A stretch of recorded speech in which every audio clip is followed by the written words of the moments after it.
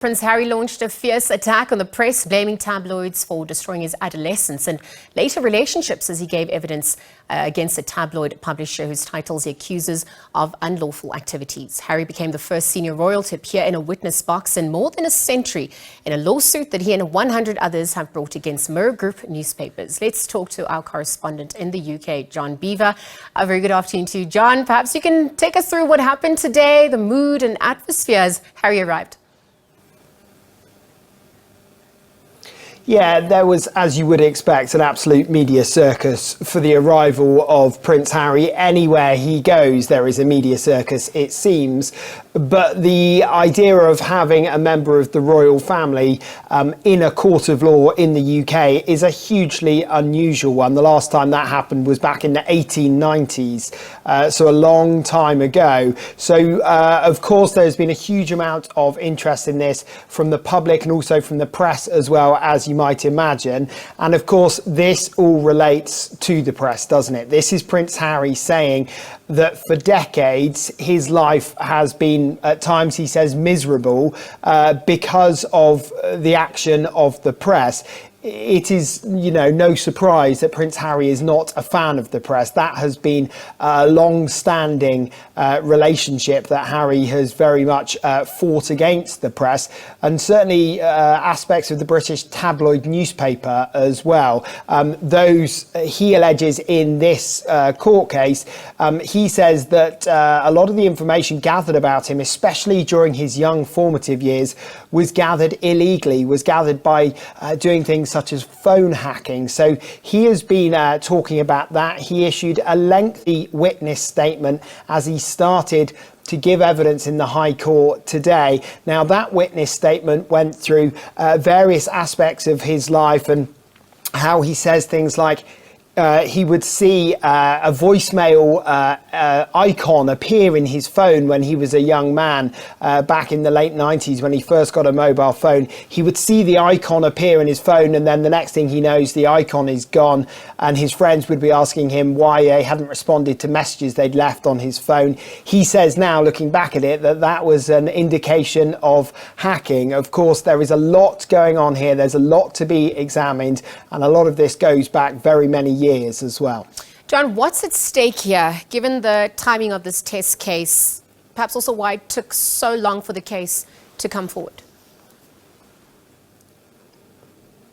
Yeah, there's a lot going on here in terms of the legal side of things. The publishers involved in this have said on several occasions that actually a lot of these allegations are too long ago to worry about anymore, that the statute of limitations has passed, that actually they're now history rather than something that can be brought to court. The counter argument has been from Prince Harry's legal team that at the time the newspapers were lying and that they didn't know anything illegal had happened, so they acted on it quickly as soon as they were able to, what they say, gather some evidence together in order to be able to prove all of this. In terms of what's at stake, I think for a long time there has been a lot of criticism of the UK tabloid press in terms of how it used to find stories with phone hacking, with the hiring of private investigators, with blurring the boundaries between private life and public life. So all of that really is on trial here as well. But from just a very immediate consequence, then actually there are more celebrities, more well-known people in the UK who are involved in this. This is a test case. And then if the judge decides on the balance of probabilities that they probably, the publisher group was probably guilty, then he will set a level of compensation, of recompense for the other people involved. So there could be an immediate financial hit, but I think the wider intrusive tabloid press is on trial here as well. Sensitive info is also said to be divulged, exposing the royal family, perhaps some of their personal information. What concerns arise on that front, given the royal family's relationship to the media? Yeah, that is, of course, one reason that the royal family generally don't get up in open court like this, because by getting up in open court, you expose yourself to cross-examination, because if you are saying one thing, then of course the defence has a chance to question what you've said, to go into those details, to prod slightly, to ask about difficult conversations you might have had, to ask about previous relationships, previous encounters, all of these sorts of things. So we've seen Prince Harry very much remaining calm and cool under questioning. He has been sticking to his line that a lot of the information for these stories could only have been gathered by phone hacking or by other illegal means. The defence has very much been trying to say that actually for many of these stories it's been done through old-fashioned tip-offs and leaks within the palace or leaks within his old school.